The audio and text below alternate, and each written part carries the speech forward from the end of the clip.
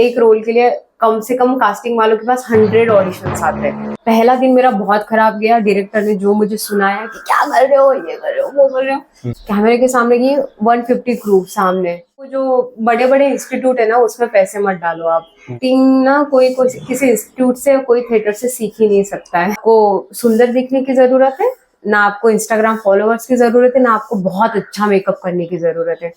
आपको सिर्फ एक ही चीज की जरूरत है, एक्टिंग आनी चाहिए। बात करने वाले हैं युगा के साथ। She is a actor, writer and a model. So yuga, please introduce yourself.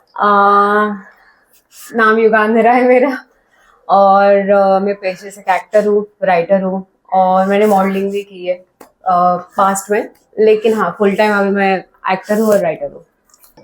तो आज का हमारा बेसिकली टॉपिक ये होने वाला है कि जो इंडस्ट्री में नए हैं उनको ये फील्ड में एक्सपीरियंस करना है, उनको ये फील्ड में एंटर करना है, तो क्या स्टेप्स होंगे एंड कैसे वो आगे बढ़ सकते हैं। तो युगा, अगर किसी को एक्टर बनना है तो क्या स्टेप्स ले सकते हैं वो, जिनसे वो एक्टिंग फील्ड में एंटर करे?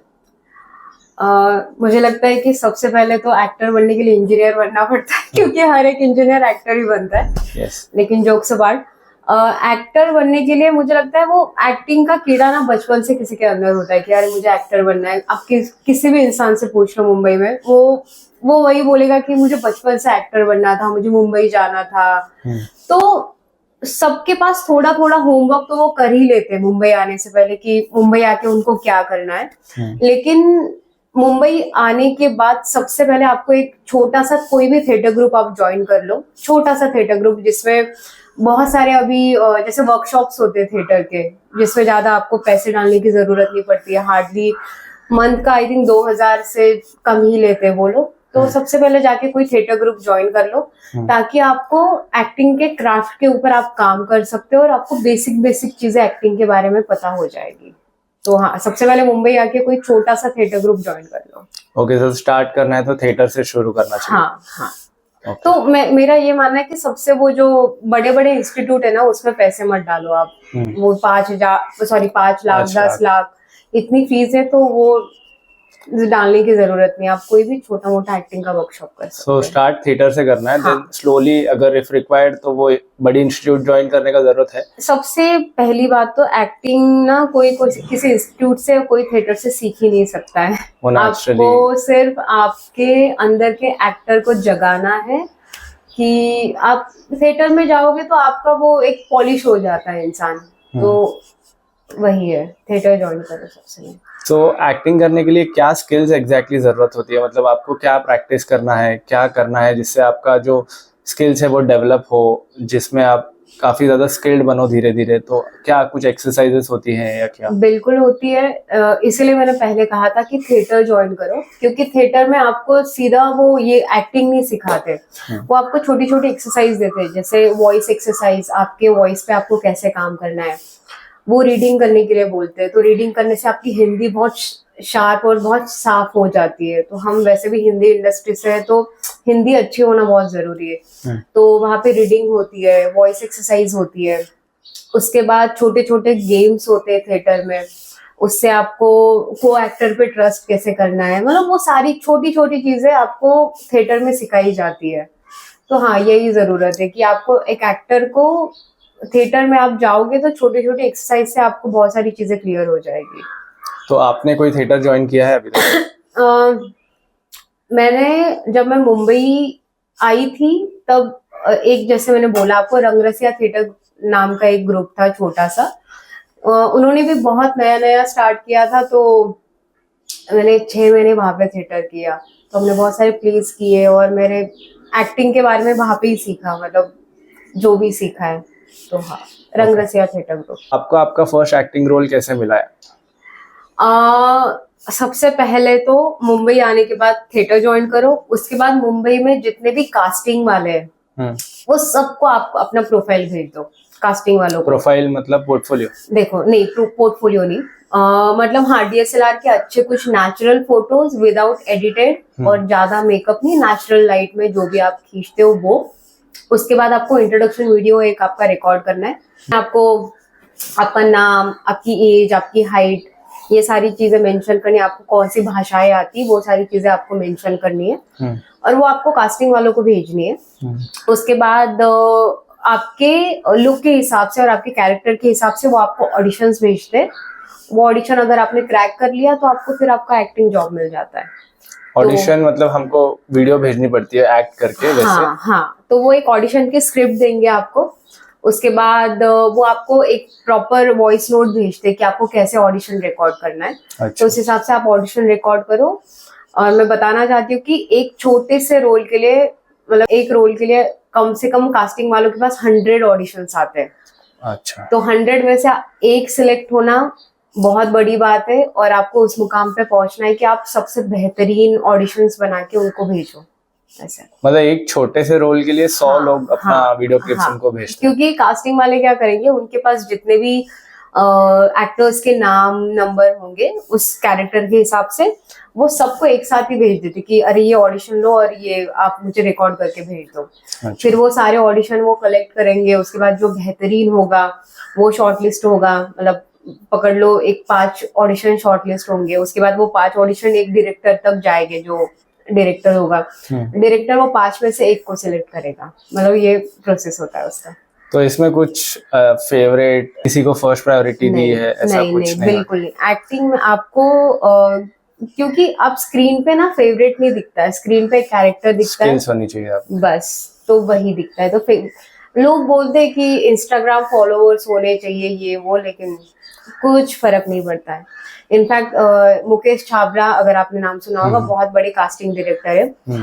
वो तो बोलते हैं कि आप ना आपका एक पासपोर्ट साइज फोटो लेके आओ, बस, और कुछ नहीं। मतलब मुझे आपका ना कुछ पोर्टफोलियो चाहिए या कुछ चाहिए, या आपने बहुत बड़े एक्टिंग स्कूल से कुछ किया है, कुछ नहीं। आपको एक होता है ना कि अरे मेरी नाक ऐसी है, मेरा ये अच्छा है, मेकअप अच्छा नहीं। वो बोलते हैं हम आपको मेकअप में बहुत सुंदर से सुंदर बना देंगे, लेकिन एक्टिंग स्किल आपके अंदर होनी चाहिए और आपको एक्टिंग आनी चाहिए।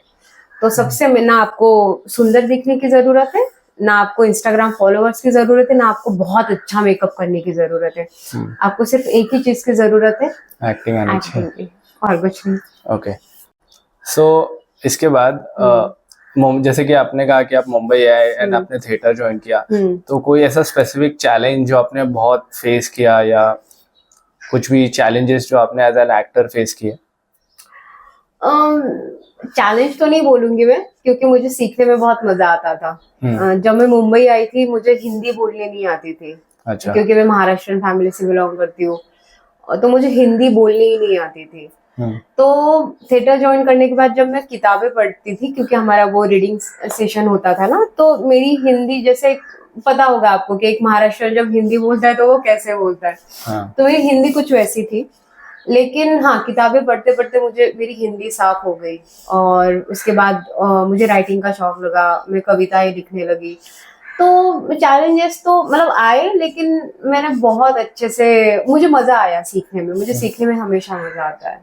तो लैंग्वेजेस में आपने चैलेंजेस फेस किए? रेस्ट बहुत सारी चीजों में, जैसे लोगों से बात कैसे करनी है बैठ के, एक यहाँ पे एक बहुत दूसरा टर्म है कि रिलेशनशिप बिल्ड करो, ये वो सारी चीजें।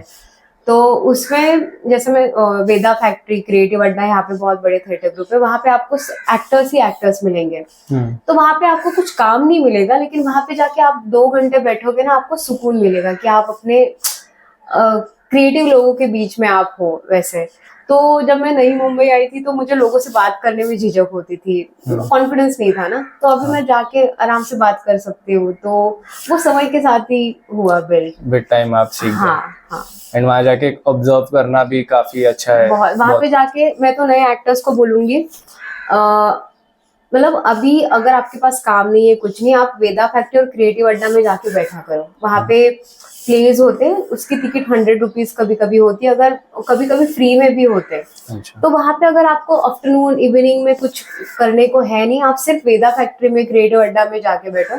वहां पे जाके एक चाय ऑर्डर करो और लोगों को ऑब्जर्व करो। और वहां पे कोई ना कोई प्ले हर दिन चलता ही रहता है, तो जाके प्लेस देखो। सबसे होमवर्क एक्टर के लिए यही होगा अभी, ये नए एक्टर्स के लिए।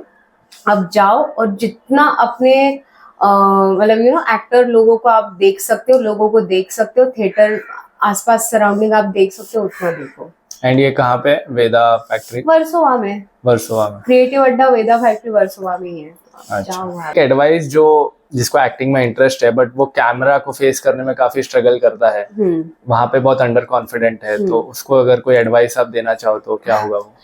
तो सबसे पहले ना कि आज कितने भी बड़े बड़े एक्टर्स के आप इंटरव्यू देख लो, वो हर कोई बोलता है कि जब मैंने पहली बार जिंदगी में कैमरा को फेस किया था ना, चाहे वो एक्टिंग का कोई प्रोजेक्ट हो या ऑडिशन का भी कोई कैमरा फेस करना हो, तो सबको लगा था कि यार ये मेरे बस की बात नहीं है, मैं नहीं कर पाऊंगी। सेम मुझे भी लगा था जब मैंने पहला ऑडिशन दिया था कैमरे के सामने और मेरे सामने 25-30 लोग बैठे थे और मुझे ये था कि मैं क्यों एक्टिंग कर रही हूँ, मतलब ना ऐसे फंबल हो जाता है तो एक कॉन्फिडेंस चला जाता है। लेकिन ये हर किसी के साथ होता है, हर कोई कैमरे के सामने डरेगा ही डरेगा, कितना भी बड़ा एक्टर हो। पंकज त्रिपाठी जी ने बोला है, नवाजुद्दीन शाह ने बोला है, तो इतने बड़े एक्टर अगर डर सकते हैं तो हम तो ऑब्वियस ही बात है। लेकिन ये सब जितना आप प्रैक्टिस करोगे, जितना आप ऑडिशन दोगे, जितना आप कैमरे के सामने जाओगे ऑडिशन के लिए, वो डर आपका खत्म होता जाएगा। अच्छा। तो मेरे साथ ये भी हुआ था कि मैंने ऑडिशंस तो बहुत दिए, तो वो कैमरे के सामने मेरा कॉन्फिडेंस बहुत अच्छा हो गया।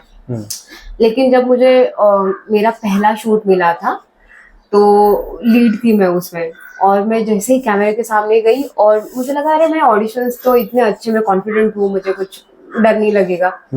कैमरे के सामने की 150 क्रू सामने, बाप रे। और मेरे ऐसे हो रहा है कि ओके फंबल हो रही हूँ मैं, ऐसे पहला शूट।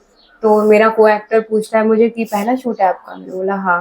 मैं बोला यार मैं क्यों कर रही हूँ, मुझे लग रहा है मैं भाग के चली जाऊँ यहाँ से, मुझे नहीं करना है ये, मुझसे नहीं होगा। बोलते हैं अरे जब मैंने पहली बार किया था मैं तुमसे भी बदतर था कैमरे के सामने, तुम बहुत अच्छा कर रही हो, करते रहो। तो वो 4 दिन का शूट था। पहला दिन मेरा बहुत खराब गया, डायरेक्टर ने जो मुझे सुनाया कि क्या कर रहे हो, ये कर रहे हो, वो कर रहे हो, लेकिन दूसरे तीसरे चौथे दिन मैंने पकड़ लिया। तो डायरेक्टर सुनाते हैं ऐसा? बहुत सुनाते हैं, लेकिन कुछ डायरेक्टर, मेरा वो जो डायरेक्टर के साथ मेरा थोड़ा सा वो एक्सपीरियंस अच्छा नहीं था। पहले शूट पे मुझे वो नहीं होता है, बहुत ही कठोर डायरेक्टर मिला था बहुत। हाँ, लेकिन सब ऐसे नहीं होते, लोग प्यार से भी समझाते हैं।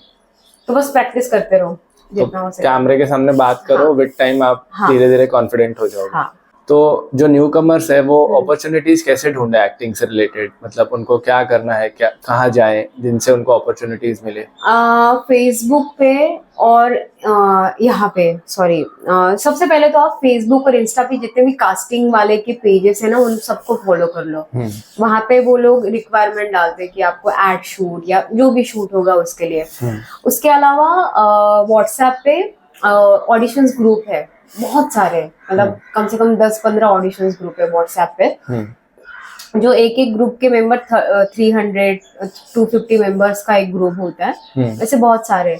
तो वहाँ पे कास्टिंग वाले उनकी रिक्वायरमेंट डालते हैं, तो बस वो व्हाट्सएप ग्रुप आप ज्वाइन कर लो और इंस्टाग्राम के कास्टिंग वाले पेजेस आप सब फॉलो कर लो, तो वहां से पता चलेगा, अप्लाई कर दो डायरेक्ट। हाँ। आई होप कि आपको काफी क्वेश्चंस के आंसर मिल गए हो। अगर आप बिगिनर हो, फ्रेशर हो एक्टिंग में, तो ये सब एडवाइस फॉलो करना एंड आप डेफिनेटली कुछ ना कुछ बेटर करोगे। जहाँ पे आप अभी हो उससे काफी बेटर आप करोगे। तो थैंक्स युगा।